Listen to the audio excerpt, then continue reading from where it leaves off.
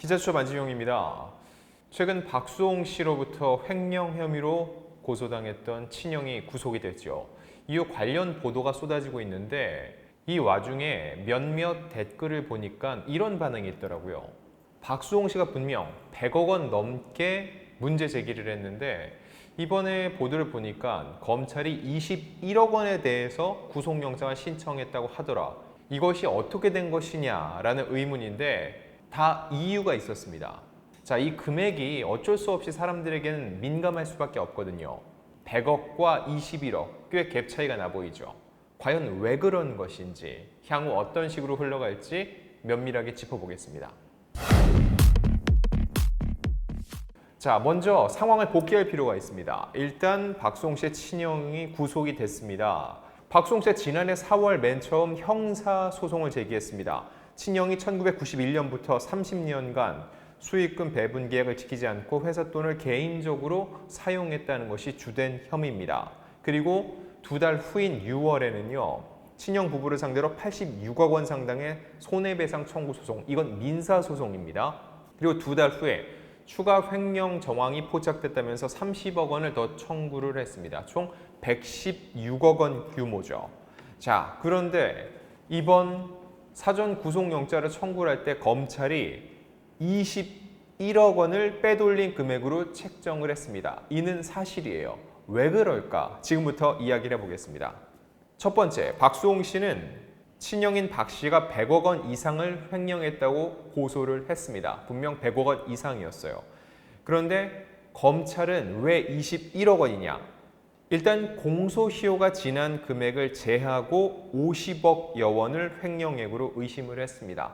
여기서 30년을 추산을 한 건데 이 30년 중에서는 공소시효가 지났다고 볼 수 있는 금액도 있다는 거죠. 자, 이건 역시 아직은 검찰이 공식 기소를 하지 않았기 때문에 현재까지 검찰의 추산이라고 볼 수 있습니다. 확정된 건 아니에요. 자, 그러면은 그 50억 제하고라도 왜 50억이 아니라 21억이냐 또 질문할 수가 있죠. 이 중에서 친형인 박 씨가 주장을 했습니다. 본인이 회사 이사로 근무를 했죠. 그러면서 본인이 아니라 박수홍 그리고 박수홍의 회사를 위해서 썼다고 주장하는 금액이 30억 원입니다. 이것도 일단 제외를 시켰어요. 물론 친형의 주장이 사실인지 아닌지는 아직까지 모릅니다. 하지만 검찰은 일단 주장을 하는 바이니까 제외를 시킨 겁니다. 여기서 일단이 중요합니다. 일단 제외를 시킨 거예요. 그리고 순수하게 박수홍 씨로부터 빼돌린 것으로 파악된 돈만 범죄 액수에 포함시킨 겁니다. 그게 21억 원이에요. 그러면은 두 번째, 이 21억 원은 어떻게 나왔는지를 살펴볼게요. 근무하지도 않은 직원에게 허위 급여를 지급해서 19억여 원 정도를 빼돌린 것으로 검찰은 보고 있습니다. 그리고 법인카드를 개인적 용도로 사용한 게 약 1억 원 가량으로 보고 있죠. 지난 6월 방송된 MBC 실화탐사들을 보면은요, 박수홍 측에서 이렇게 주장을 했습니다. 고가의 여성 의류와 조카들의 학원비까지 법인 비용으로 처리됐다고 주장을 했습니다.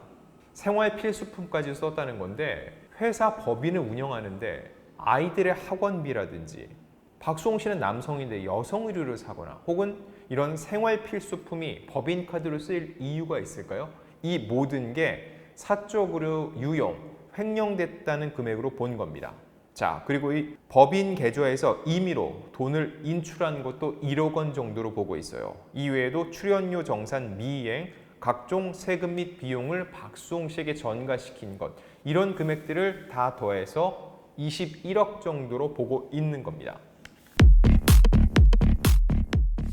근데 검찰은 이 21억 원에 대해서만 사전 구속영장을 청구했잖아요. 이게 어떤 의미일지 볼게요. 사전 구속영장이라는 게 굉장히 민감한 사안입니다. 말 그대로 사전 구속이에요. 죄가 확정되지 않았는데 미리 구속을 시킨다는 겁니다. 이게 굉장히 어려운 일이에요. 왜냐하면 법원에서 이 사람은 이만큼의 죄가 있습니다라고 확정을 짓지 않았는데 먼저 이 사람을 붙잡아 놓는 거죠. 일단 그만큼 죄질이 좋지 않다는 거예요. 미리 구속을 시킬 만큼 이 사안에 대해서 친형의 죄질이 좋지 않다고 본 거고요. 그럼에도 불구하고 법원에서 사전 구속영장을 발급할 때는 굉장히 민감해집니다. 구속을 시켰습니다. 구속을 시켰는데 붙잡아 놨는데 나중에 법원에서 판결해 보니까 그때 무죄가 났어요. 이 사람 죄가 없는 사람이에요. 그럼 어떻게 하겠어요? 죄가 없는 최종 판단을 받았는데 구속을 시켜놓은 거죠. 그럼 역으로 나중에 문제를 제기할 수 있다는 겁니다. 결국 법원은 검찰이 제시한 증거를 갖고 명백하게 소명이 됐다고 생각하는 금액만 인정을 하는 겁니다. 만약 검찰이 이 사람이 얼마나 큰 죄를 졌는지 강조하기 위해서 금액을 최대한 크게 했다고 보세요. 표면적으로 볼 때 대중들이 기사로 느낄 때는 이 사람 굉장히 큰 잘못을 졌구나 라고 생각할 수 있는데 그 중에서 21억이 아니라 30억을 썼다고 해보세요. 근데 21억에 대해서는 법원이 볼 때 분명히 소명이 됐는데 나머지 9억이 소명이 분명히 안 됐다. 자, 21억은 소명이 됐다. 근데 9억은 안 됐다. 이때 법원은 어떻게 할까요? 더 큰 금액 21억 원이 소명이 됐으니까 구속을 시킬까요? 아니요. 사전 구속영장을 기각을 하는 게 일반적입니다. 왜냐하면 검찰이 제시한 이 9억에 대해서 소명이 충분히 되지 않았다는 거죠. 그러니 검찰 너 이거 증거가 충분치 않아 못 믿겠어 하고 돌려보낸다는 겁니다. 그렇기 때문에 법원 입장에서는요. 사전 구속영장 아직 죄가 확정되지 않은 사람에 대해서 미리 구속을 시킬 때는 그 사유가 아주 명백하고 충분해야 된다는 거죠. 자, 이렇게 설명드리면은 왜 21억이 먼저 나왔는지 이해가 되시죠? 향후 더 커질 수 있지만 현재까지 검찰이 명백하게 소명한 게 21억이라는 겁니다. 그런데 이 21억이 100억여 원을 얘기하다가 21억을 하니까 굉장히 적게 느껴지죠. 하지만 여기서 법의 기준을 봐야 됩니다. 특정경제범죄 가중처벌법, 특가법. 이 특가법의 기준이 얼마일까요? 5억 원입니다. 5억 원. 5억 원 이상이면 특가법 사례가 돼요. 굉장히 규모가 커서 이거는 특정경제범죄 가중처벌법에 의해서 다뤄야 된다고 하는 기준이 5억 원인 거예요. 근데 얼마요? 21억 원이죠. 이미 그 기준을 넘었어요. 이건 어떤 의미일까요? 친형이 실제 재판을 치른 후에도 무죄를 받을 가능성이 극히 낮다는 의미입니다. 여러분, 여기서 중요한 게 뭐냐면 수사 단계를 봐야 돼요. 그러면 여러분이 이해하기 좀 더 쉬울 겁니다. 일단 경찰이 조사를 하면은요, 경찰은 기소권이 없어요. 재판을 하게 해주세요라고 얘기할 수 없어요. 그럼 경찰은 뭘 하냐? 경찰은 조사를 해서 수사 결과를 바탕으로 해서 검찰로 기소 의견, 불기소 의견으로 검찰 송칠, 검찰로 보내는 거예요. 의견을 내는 거예요. 이거는 기소를 할 만한 사건입니다. 혹은 불기소, 기소를 하지 않아도 될 만한 사건입니다라고 넘기는 겁니다. 그런데 박송 씨 사건은 처음부터 검찰에서 수사를 했습니다. 그만큼 사안을 중하게 본 거죠. 그럼 검찰에서는 조사 후에 어떻게 할까요? 조사 후에 법원으로 기소를 합니다. 소를 제기를 하는 거죠.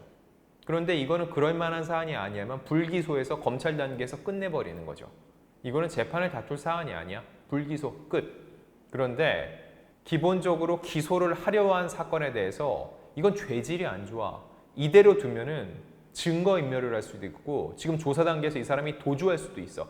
이때 사전 구속영장을 청구하는 거죠.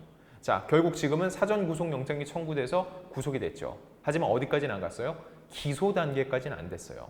그럼 기소 단계까지 검찰은 뭘 할까요? 추가 조사를 합니다. 자, 현재까지 박 씨가 실질적으로 빼돌린 돈이 21억 원이라고 보고 있고요. 향후 기소까지 그 단계에서 구속을 시켜놓고 추가적으로 조사를 더 하겠죠. 결국 기소 단계에서는 횡령액이 더 커질 가능성이 굉장히 높다는 겁니다. 자, 친형은 그럼 앞으로 뭘 할까요? 본인이 30억 원은 박수홍을 썼다고 주장을 하고 있죠.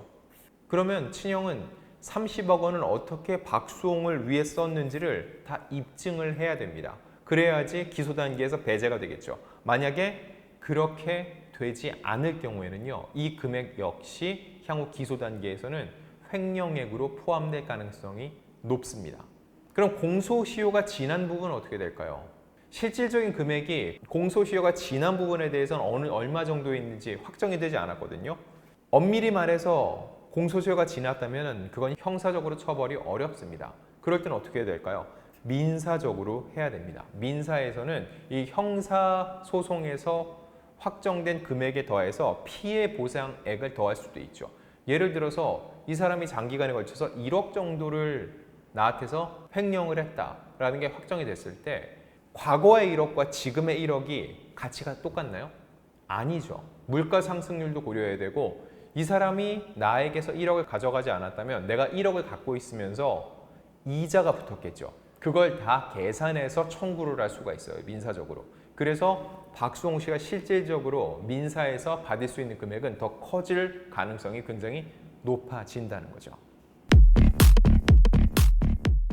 그리고 또 최근에 제기된 의혹이 있습니다.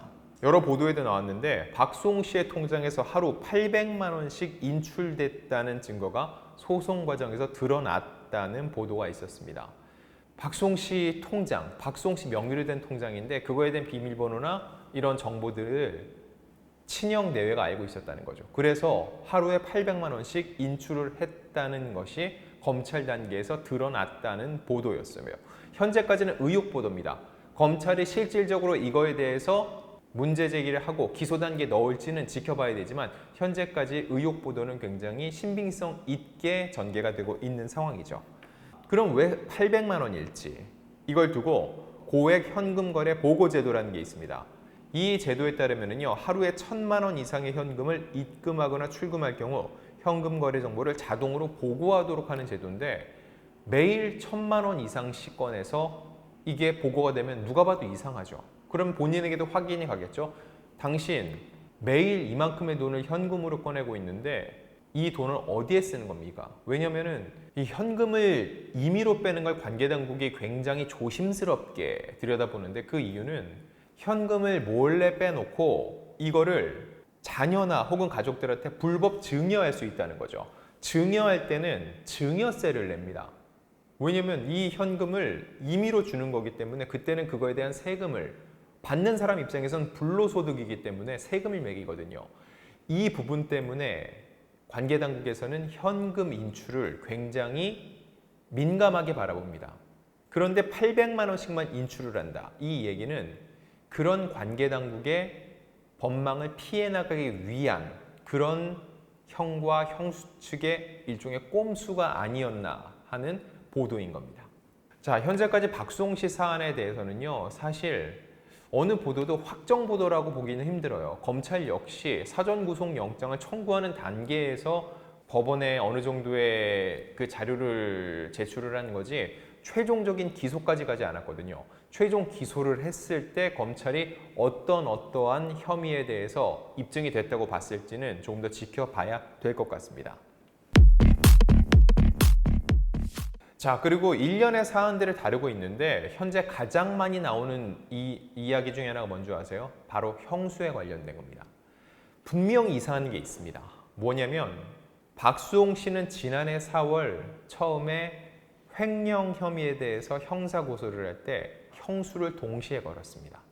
그런데 이번에 사전 구속영장이 청구된 건 누구였죠? 형이었어요. 그리고 친형만 구속이 됐죠.